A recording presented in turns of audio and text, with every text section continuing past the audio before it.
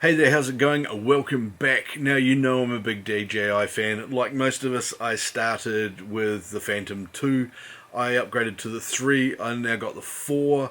And I've got a Spark as well, just because it's nice and portable. And I love the gimbals on these things, how smooth they are and how good the cameras are. And I thought, well, okay, I'm going to want to do that sort of thing while walking around and can't always fly the drone. So I went and bought myself Osmo Mobile 2. Got an iPhone, of course, so brilliant combination and great footage, really smooth stuff.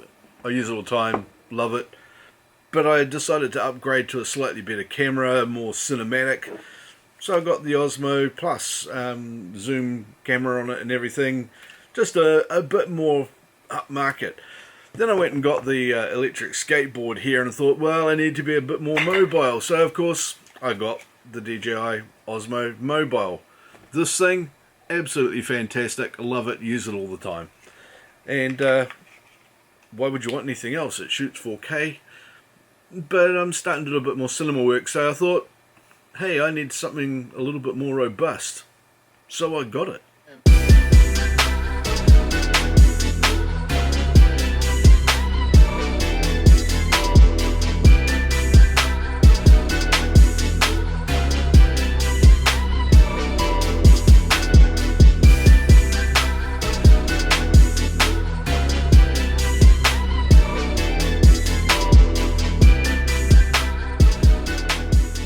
Okay, so all of these things here are absolutely lovely. They're not anything I'm ever going to get rid of.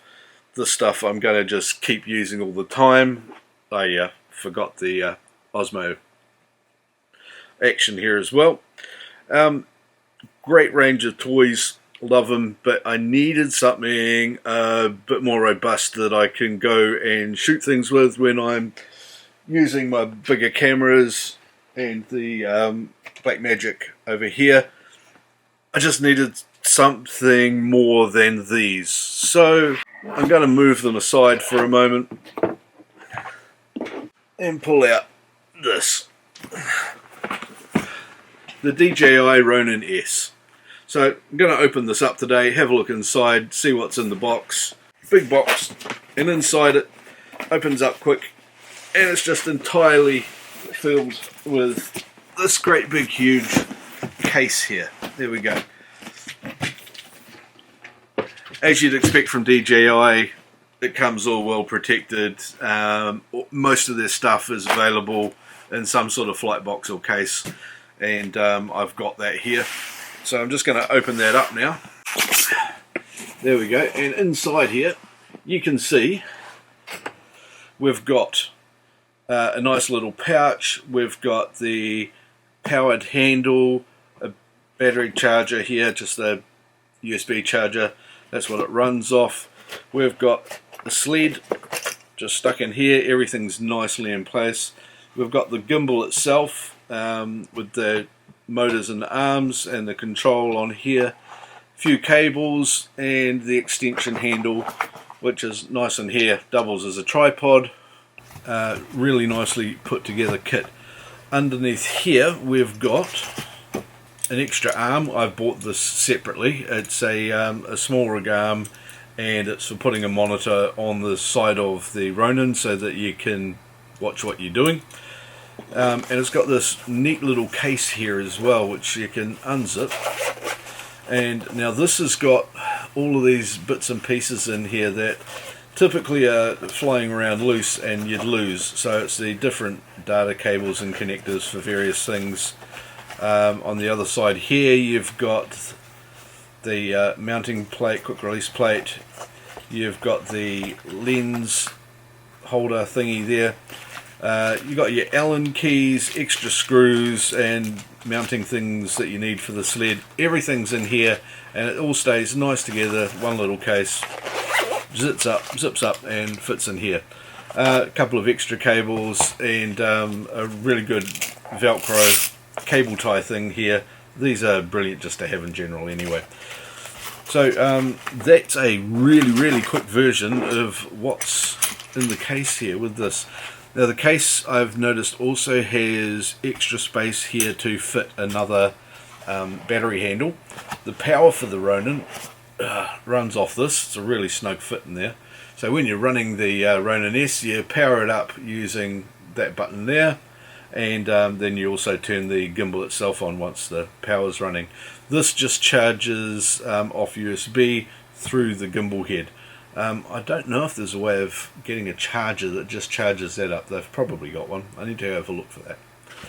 So there you go, that's what's in the box. So I'm just going to quickly pull all these bits out and I will set it up. Won't put a camera on it today. And drag it out.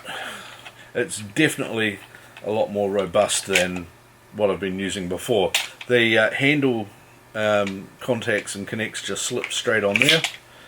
That easy. The extension just screws straight into the thread on the bottom of it. Really quick, just like that.